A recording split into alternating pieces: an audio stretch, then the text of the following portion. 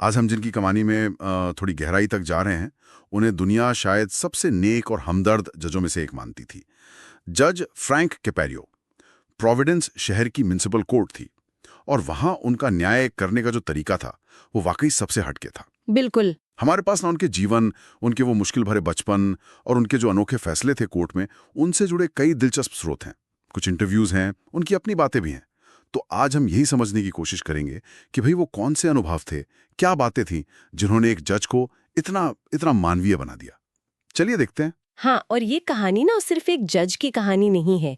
ये तो इस बात का सबूत है कि कैसे हमारे अपने तजुर्बे, खासकर जो बचपन की मुश्किलें होती हैं, परिवार से मिली सीख होती है, वो हमारे काम करने के तरीके को, हमारे नजरिए को, यहाँ तक कि भाई कानून कैसे लागू किया जाए उसको भी बदल सकती है। तो ये देखना बड़ा दिलचस्प होगा कि वो क्या मोड़ थे उनकी जिंदगी में जिन्होंने उन्हें वो शख्सियत बनाया जिसे आज मतलब लाखों लोग जानते थे, पसंद करते थे। बिल्कुल सही। तो चलिए शुरुआत करते हैं उनके उस मशहूर कोर्टरूम से ही।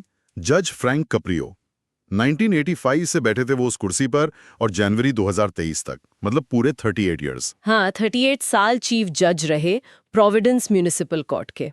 और उनकी अदालत में ज्यादातर मामले कौन से आते थे?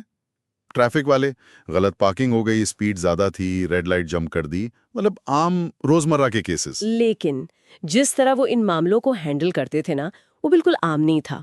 ऐसा लगता था कि उनकी कोर्ट कोई सख्त अदालत नहीं है, बल्कि जैसे कोई समझदार बुजुर्ग है और उसकी चौपाल लगी है। हाँ हाँ, वो अक्सर डिफेंडेंट्स के साथ थोड़ा मजाक कर लेते थे, मुस्कुराते हुए उनकी परेशानियां सुनते थे, बहुत ध्यान से। बिल्कुल। और कई बार तो फाइन या तो माफ कर देते थे या फिर बहुत ही कम कर देते थे। हाँ, याद है वो किस्सा भी बहुत मशहूर है, जब उन्होंने डिफेंडेंट के छोटे बच्चे से ही पूछ लिया कि भाई बताओ पापा पर कितना फाइन लगाएं। हाँ, इस तरह के जो पल थे ना, उसने कोर्ट के उस भारी भरकम माहौल को काफी हल्का बना दिया था। उनका मकसद सजा देना उतना नहीं था जितना लोगों की मजबूरी को समझना था। सही। जैसे वो एक 96 साल के बुजुर्ग का मामला था। उन पर चार्ज था कि स्कूल जोन में तेज गाड़ी चला रहे थे। अच्छा। तो जज कैपेरियो ने उनसे पूछा भाई क्या बात थी। तो उन्होंने बताया कि वो हर रोज अपने 63 साल के बेटे को, जो कैंसर से पीड़ित थे, उनको ब्लड टेस्ट और इलाज के लिए ले जाते हैं, और शायद उस दिन थोड़ी जल्दी में थे। और जज साहब का रिएक्शन क्या था इस पर? उन्होंने बस पूरी हमदर्दी से केस खारिज कर दिया, कोई फाइन नहीं लगाया वही, उनका। यही रवैया था जिसने उन्हें इतना खास बना दिया था। और इसी की वजह से वो पूरी दुनिया में पहचाने भी गए। वो जो टीवी शो था कॉट इन प्रोविडेंस। हाँ, वो उनके भाई का आइडिया था ना, जो को वीडियो बनाने का शौक था। हाँ बिल्कुल, उसी शौक की बदौलत ये शो शुरू हुआ। उनकी कोर्ट की कार्रवाई लोगों के घरों तक पहुंच गई। पहले तो लोकल था, फिर इंटरनेट पर ऐसा वायरल हुआ कि पूरी दुनिया में छा गया। यहाँ तक कि दूसरे देशों के जजों ने भी कहा कि वो उनसे प्रेरणा लेते हैं। लेकिन सवाल तो यही है कि भाई इतनी गहरी हमदर्दी, इतनी समझ, ये आई कहाँ से? और देखिए यहीं से कहानी का सबसे दिलचस्प हिस्सा शुरू होता है। ये जो रहम लिली थी ना, ये उनके अपने अनुभवों की देन थी। खासकर उनका बचपन और उनके परिवार की पृष्ठभूमि। उनके दादा दादी इटली से आए थे, अप्रवासी थे, बिल्कुल अनपढ़। अच्छा। दादा फल बेचकर घर चलाते थे, बस वही कमाई थी। उनके दादाजी से जुड़ा एक वाकया है जिसने कैप्रियो परिवार पर बहुत गहरी छाप छोड़ी थी। हाँ, वो सुना है मैंने भी। दादाजी अपने कुछ दोस्तों के साथ शायद थोड़ी शराब पी ली थी और गली में शोर मचा रहे थे। तो पुलिस आई और पकड़कर ले गई। अब दादी माँ तो घबरा गईं, अंग्रेजियों ने आती नहीं थी। बिल्कुल। पड़ोसियों से कुछ पैसे उधार लिए और पहुंच गई कोर्ट। और वहां उन्होंने इशारों में, जैसे भी टूटी फूटी अंग्रेजी में हो सका, जज को वो पैसे रिश्वत की तरह देने की कोशिश की। सोचिए जरा, बेचारगी की हद थी वो तो। हाँ, ताकि पति छूट जाए। उस वक्त उनके साथ उनका छोटा बेटा टब भी था। तब यानी जज फ्रैंक कैप्रियो के पिता। हाँ, वही। टब को थोड़ी बहुत अंग्रेजी आती थी। तो जज ने ये सब देखा, बच्चे को अपने पास बुलाया। अच्छा। और बच्चे से कहा, जाओ अपने माँ बाप को घर ले जाओ, मैंने उन्हें छोड़ दिया है। अरे वाह। जब टब ने ये बात अपनी माँ को बताई तो बेचारी राहत और शुक्रगुजारी से भर गई। जज को दुआएं देती हुई घर लौटी। जज कैप्रियो खुद बताते थे कि ये घटना उनके जन्म से पहले की है, लेकिन इसकी कहानी वो बचपन से सुनते आए थे और कहते थे कि जब भी उनकी कोर्ट में कोई ऐसा अप्रवासी आता जो शायद भाषा नहीं जानता या सिस्टम से अनजान है, तो उन्हें फौरन अपने दादा दादी याद आ जाते थे। यही हमें पहला बड़ा सबक मिलता है ना, हाँ। कि कैसे एक पीढ़ी का अनुभव, खासकर वो मुश्किल वक्त में, मिली जरा सी इंसानियत भी अगली पीढ़ी के मूल्यों को, उनके व्यवहार को एक दिशा दे सकती है।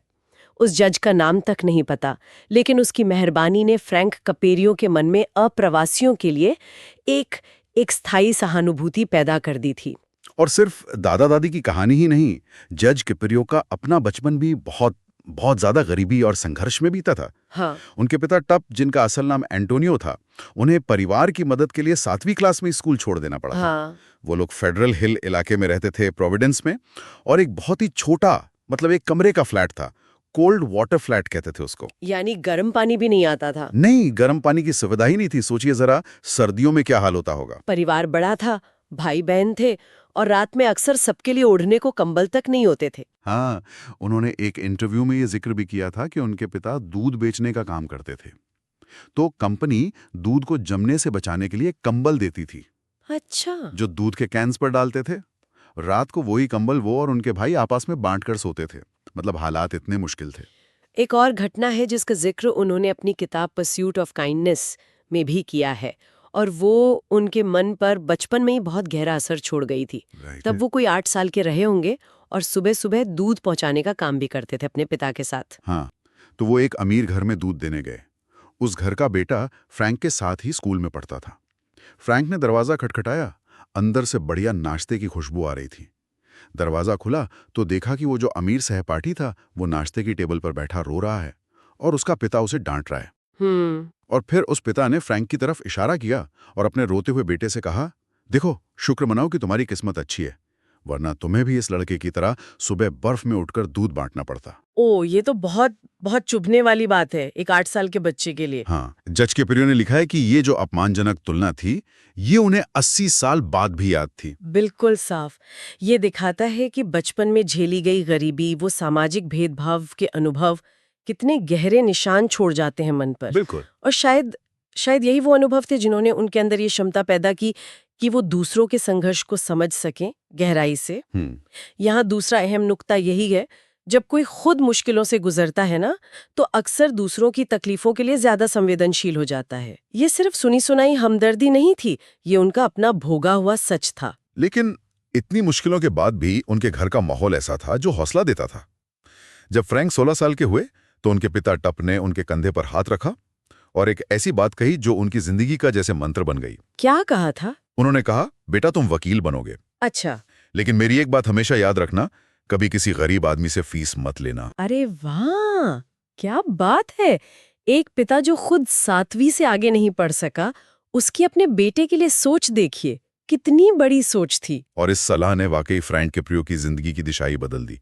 उन्होंने फिर खूब मेहनत की, पढ़ाई के साथ साथ, जैसा आपने कहा, पिता के साथ दूध बेचना, हाँ, अखबार बांटना, जूते पॉलिश करना, रेस्टोरेंट में वेटर का काम, यहाँ तक कि बॉलिंग एले में वो पिन्स उठाने का काम भी किया। मतलब हर छोटा बड़ा काम किया उन्होंने ताकि वो पढ़ सकें। हाई स्कूल के बाद प्रोविडेंस कॉलेज में एडमिशन मिलना उनके लिए एक बहुत बड़ी कामयाबी थी। कहते हैं उनके 45 कजिन्स थे, उनमें से वो कॉलेज पहुंचने वाले सिर्फ दूसरे शख्स थे। फिर सपना था लॉ स्कूल जाने का। बॉस्टन लॉ यूनिवर्सिटी जाना चाहते थे, लेकिन उसकी फीस बहुत ज्यादा थी, वो अफोर्ड नहीं कर सकते थे। तो उन्होंने रास्ता निकाला। दिन में वो एक स्कूल में पढ़ाते थे हिस्ट्री, और रात में सफोक यूनिवर्सिटी लॉ स्कूल में लॉ की पढ़ाई करते थे। क्या गजब का जुनून था अपने लक्ष्य को पाने का। हाँ बिल्कुल। लॉयर बनने के बाद उन्होंने राजनीति में भी किस्मत आजमाई, अटॉर्नी जनरल का चुनाव लड़ा। लेकिन वहां उन्हें झूठे आरोपों का सामना करना पड़ा। सामने वाली पार्टी ने कह दिया कि इनके तो ऑर्गेनाइज्ड क्राइम से ताल्लुकात हैं। ओह, तो उन्हें पीछे हटना पड़ा। ये उनके लिए काफी बड़ा झटका था। वो वापस अपनी लॉ प्रैक्टिस में लग गए। और फिर एक दिन अचानक प्रोविडेंस के मेयर का फोन आया। अच्छा। म्युनिसिपल कोर्ट में एक जज की जगह खाली हुई थी, पार्ट टाइम जज की, और मेयर को लगा कि फ्रैंक किपरियो इसके लिए एकदम सही रहेंगे। वाह, ये तो उनके और उनके परिवार के लिए, खासकर उनके पिता टप के लिए, कितना गर्व का पल रहा होगा। बहुत बड़ा पल था। वो बेटा जिसे पिता ने कहा था गरीबों से फीस मत लेना, वो अब जज बनने जा रहा था। तो जज बनने के बाद पहले ही दिन जब वो कोर्ट में बैठे, उनके पिता टप भी वहां मौजूद थे, ऑडियंस में बैठे हुए। हाँ, जैसे वो बचपन में फ्रैंक रेसलिंग मैच देखने जाया करते थे, वैसे ही कोर्ट देखने आए थे। और पहले ही दिन एक ऐसा केस आया जिसने जज कैप्रियो को एक और शायद सबसे अहम सबक सिखाया। क्या हुआ था? एक महिला थी जिन पर कई $100 के पार्किंग टिकट्स का जुर्माना बकाया था। वो कोर्ट में आई और आते ही काफी गुस्से में थी, बदतमीजी से बात करने लगी। कहने लगी कि वो फाइन नहीं देंगी, उनके बच्चे हैं, घर चलाना है। जज कैप्रियो ने नरमी दिखाई, उन्हें पेमेंट प्लान का ऑप्शन दिया ठीक है, कि ठीक है, किश्तों में भर देना। लेकिन वो महिला मानने को तैयार ही नहीं। वो अड़ गई कि मैं एक पैसा नहीं दूंगी, चाहे जो कर लो। अब नए नए जज बने थे फ्रैंक कैप्रियो, उन्हें भी गुस्सा आ गया। भाई पहले ही दिन इतनी आकड़। हाँ, तो उन्होंने आदेश दे दिया कि महिला की कार पर बूट लगा दिया जाए, वो डिवाइस जिससे कार लॉक हो जाती है जब तक फाइन ना भरा जाए। और केस डिसमिस कर दिया। उन्हें लगा चलो सबक सिखा दिया। लेकिन उस दिन जब कोर्ट खत्म हुई तो उनके पिता टप उनसे खुश नहीं थे। वो फ्रैंक को कोने में ले गए और उन्हें डांटा। क्या कहा पिता ने? उन्होंने पूछा, तुमने उसकी कार लॉक करवा दी, अब वो अपने बच्चों को स्कूल कैसे लेकर जाएगी, घर के लिए राशन कैसे लाएगी, तुमने ये सोचा? ओह, पिता की ये सीधी सी लेकिन इतनी मानवीय बात, इसने जज के पैरियों को अंदर तक झकझोर दिया। जज के पैरियों ने बाद में खुद कहा कि उनके पिता की उस दिन की डांट ने उन्हें वो सिखाया जो उन्होंने 5 साल लॉ स्कूल में भी नहीं सीखा था। और ये था तीसरा और शायद उनकी जिंदगी का सबसे बड़ा सबक, कि कानून अपनी जगह है, नियम अपनी जगह है, लेकिन उसका असर एक इंसान की जिंदगी पर क्या पड़ता है, ये समझना सबसे जरूरी है। उस दिन के बाद जज के पैरियों ने तय कर लिया कि वो कोई भी फैसला सुनाने से पहले हमेशा ये सोचेंगे कि इसका उस व्यक्ति पर, उसके परिवार पर क्या असर पड़ेगा। इसी सोच के साथ फिर उन्होंने कोर्ट में एक और चीज शुरू की। उन्होंने डोनेशंस जमा करके अपनी मां के नाम पर फिलोमिना फंड बनाया। हाँ, ये फंड उन लोगों की मदद के लिए था जो सच में मजबूर थे, जिनके पास फाइन भरने के पैसे ही नहीं थे। मान लीजिए किसी पर $50 का फाइन लगा और वो बिल्कुल नहीं दे सकता, तो जज के पैरियो इस फंड से उसका फाइन भर देते थे। ये उनकी हमदर्दी का एक ठोस सबूत था। और फिर आया वो टीवी शो कॉटन प्रोविडेंस। इसकी कहानी भी बड़ी दिलचस्प है। ये उनके भाई जो के दिमाग की उपज थी। हाँ, जिन्हें वीडियो बनाने का शौक था। उनको लगा कि कोर्ट रूम के जो ये सब चल रहा है, या अनूठी कार्रवाई, ये तो रिकॉर्ड करने लायक है। शुरू में तो जज फ्रैंक बिल्कुल राजी नहीं थे। उन्हें बड़ी हिचक थी कि कोर्ट की कार्रवाई का कहीं तमाशा न बन जाए। हाँ, लेकिन भाई ने उन्हें किसी तरह मना ही लिया। शो शुरू हुआ। पहले सिर्फ लोकल केबल टीवी पर चलता था। जज के पैरियो इसके लिए कोई पैसा भी नहीं ले सकते थे क्योंकि वो जज थे, ये नियमों के खिलाफ होता। मगर फिर आया सोशल मीडिया का जमाना। किसी ने शो की क्लिप्स उठाई और ऑनलाइन डालनी शुरू कर दी। और फिर तो बस देखते ही देखते वो वायरल हो गई। दुनिया भर के लोगों ने जज कैप्रियो के वो हमदर्दी भरे फैसले देखे, उनका वो अंदाज देखा और पसंद किया। और इस तरह प्रोविडेंस का ये लोकल जज एक ग्लोबल फेनोमेनन बन गया। लोग उन्हें उनकी दयालुता के लिए, उनके मजाकिया अंदाज के लिए और सबसे बढ़कर उनकी इंसानियत के लिए जानने लगे। पूरे 38 साल तक इसी अंदाज में न्याय करने के बाद जनवरी 2023 में उन्होंने रिटायरमेंट ले ली। लेकिन उसके कुछ ही महीनों बाद एक दुखद खबर आई। हाँ, उन्होंने खुद सोशल मीडिया पर यह जानकारी दी कि उन्हें पैंक्रियाटिक कैंसर डायग्नोज हुआ है और वो उसका इलाज करवा रहे हैं। अपने आखिरी दिनों में भी वो लोगों से जुड़े रहे। अगस्त 2025 में अस्पताल के बिस्तर से ही उन्होंने एक वीडियो जारी किया था। हाँ, जिसमें उन्होंने दुनिया भर में जो उनके लाखों प्रशंसक थे, उनसे अपने लिए दुआ करने की अपील की थी। और उसके अगले ही दिन 21 अगस्त 2025 को 80 साल की उम्र में उनका निधन हो गया। वो अपने पीछे एक ऐसी विरासत छोड़ गए हैं जो सिर्फ कानून के बारे में नहीं है, बल्कि जिंदगी के बारे में हमें बहुत कुछ सिखाती है। गुस्सा, गरीबी, अपमान, इन सब का सामना करके भी कैसे हमदर्दी और मेहरबानी के रास्ते को चुना जा सकता है, ये उनकी कहानी हमें बताती है। तो ये थी जज फ्रैंक कैप्रियो की कहानी। कैसे इटली से आए गरीब अप्रवासी परिवार के बेटे ने बचपन की उन मुश्किलों से सबक लेकर और पिता की उस एक नसीहत को गांठ बांधकर न्याय की कुर्सी पर बैठकर भी इंसानियत को हमेशा सबसे ऊपर रखा। उनकी जिंदगी जैसे ये दिखाती है कि कानून का भी दिल हो सकता है। हाँ, और उनकी कहानी वाकई हमें सोचने पर मजबूर करती है। क्या न्याय व्यवस्था का मकसद सिर्फ नियमों का पालन करवाना और सजा देना ही होना चाहिए, या उसमें हमेशा हमेशा व्यक्ति की परिस्थितियों, उसकी मजबूरियों और एक बुनियादी इंसानियत के लिए जगह होनी चाहिए?